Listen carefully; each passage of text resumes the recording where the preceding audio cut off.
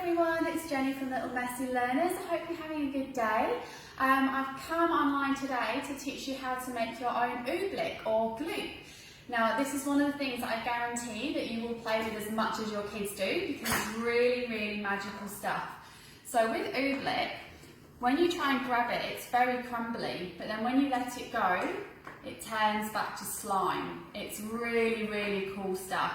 It's really addictive to play with, so you're going to love doing this with your kids. The best thing is it's super easy to make. So all you need is some cornstarch or corn flour. And we need 2 cups of cornstarch. So we're going to pop that in here. Okay, you wash your hands. So we're going to put 1, 2. So 2 cups of cornstarch. Getting flour everywhere in there. You're going to help me mix it, Harriet. Come this side for me. Grandma can't see now. Come around this side so the people can watch us making it. That's it. And then you need 1 1/4 cups of water. So just plain water. Just going to pop that in there. And 1/4. And you don't have to, but if you want to, you can put a little bit of food colouring in as well. So we're going to do a little, just a tiny drop, otherwise you'll turn your kids' hands nice and colourful. And Harriet's going to give that a good stir for me. That's it, give it a good stir. What you'll find when you're mixing it in, I'll come and show you in a second.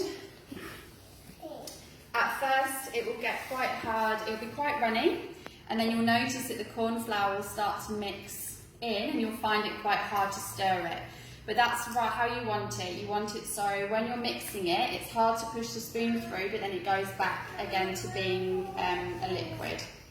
Okay, there we go. So we'll stir that in there.